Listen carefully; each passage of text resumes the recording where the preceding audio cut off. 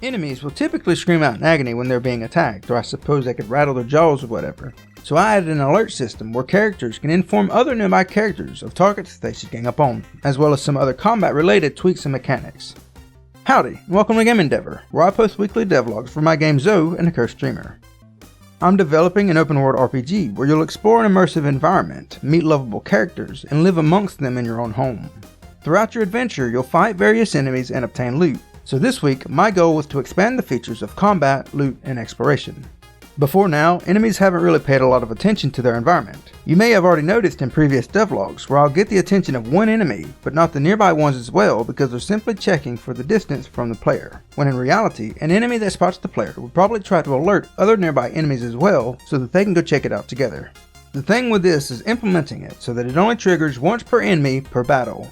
Otherwise, it would keep getting alerted every time an enemy spots something they could target, or even just after an attack, depending on your state machine logic. Before the enemy sets its state to pursue the player, it will first check to see if it has been previously aggroed in the current battle.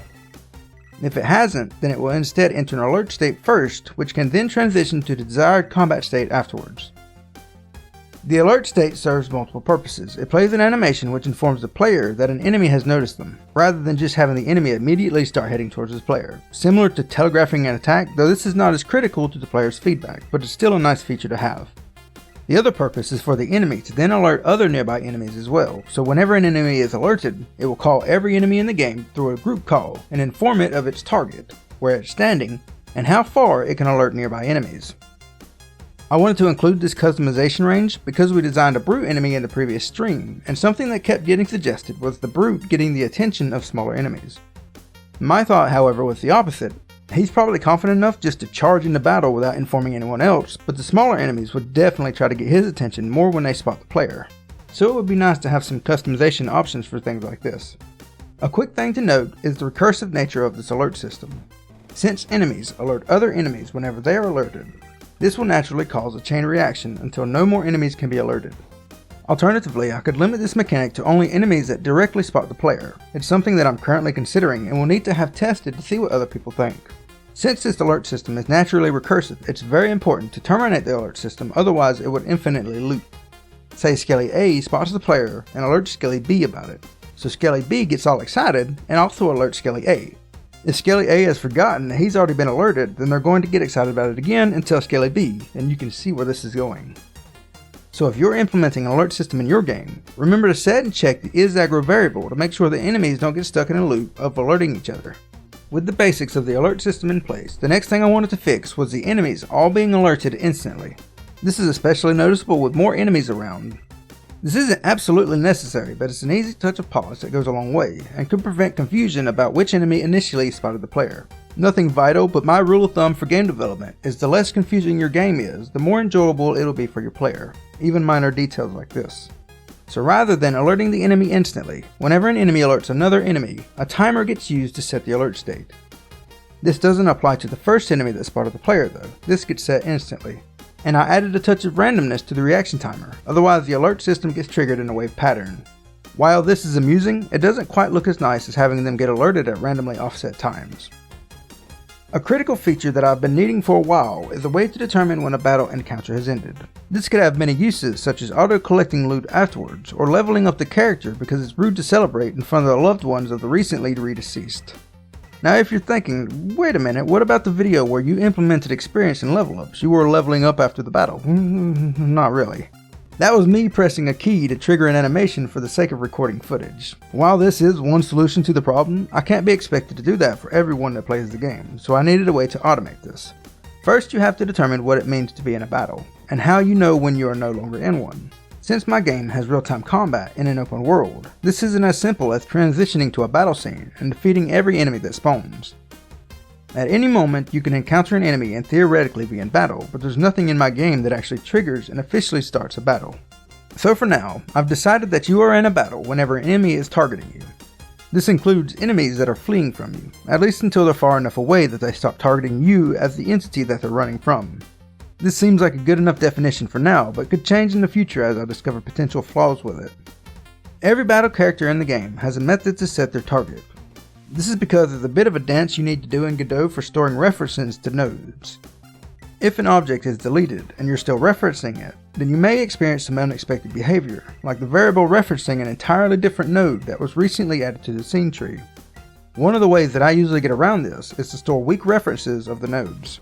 Because if you try to retrieve a weak reference to an object that has been deleted, then it will return null. No fuss, no muss. I tweak this so that before a character sets the target, I briefly store a reference to the previous target to detect if the new one has changed. Then I can inform the previous and current targets that they are being untargeted and retargeted respectively. The player listens for these updates and keeps track of how many entities are targeting them. If they were recently untargeted and now nothing is targeting them or the other party members, then theoretically this should mean that the battle is over and they can commence celebrations. I say theoretically because I don't quite feel comfortable relying on this method. This assumes that I don't screw up somewhere and forget to tell the player that they're being untargeted, and in the game development, everything is prone to breakage. So now that I know when a battle is over, I can use this to auto-collect the coins and experience that the enemies have dropped. This is a feature that I'm still considering and haven't committed to implementing yet. I like the convenience of having these things auto-collect, but at the same time it doesn't feel quite as satisfying because you're not collecting them gradually as you run across them, which I personally love doing. In my game, the player's pickup radius is large enough that I don't think it's absolutely necessary to have an auto-collection, but I love getting feedback from the community, so let me know what you think in the comments. In these devlogs so far, to generate loot from enemies or chests, I've been creating these items manually via code. So in the Skelly script, it has a virtual method drop items that gets called whenever it's defeated. This is fine for a quick and dirty solution, but it doesn't scale very well and can lead to a lot of duplicate code that isn't easy to modify and maintain later on in development. So this week I also started implementing the basics for loot tables. I'm going to be creating these tables as JSON files rather than directly in the code, which means I'm no longer able to directly check for conditions such as what enchantment was used to defeat the enemy, or if a luck modifier should add an extra piece of cheese to a chest. For testing this feature during development, I use a luck value that could add extra content to the drops. So in the loot table, I would say something like condition attacker luck is greater than 1.5. The issue with this is that it's a string, and I need it to somehow execute this as if it were an if condition. Well, Godot has a resource called an expression that lets you perform this, but this is a potentially powerful thing that you should use with caution. With this expression, you could pass in a string that will execute as an arithmetic operation, function call, or etc., but you need to pass in the values that it can use. So my first thought was great. To get the attacker's luck value, I'll just pass in the attacker and have the expression call its getLuck method, and it's worked.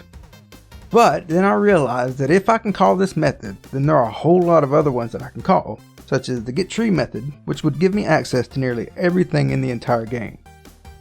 So I decided to only pass in basic data, such as numbers, booleans, strings, etc.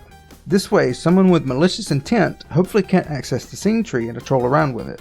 So I'm creating a dictionary with all the values that I want to access. This way I can pass in the keys when parsing the expression, and then the values when executing it. I'll be experimenting with my upload schedule for the next few weeks, so expect these weekly devlogs on Tuesdays before my streams instead of the usual Saturday.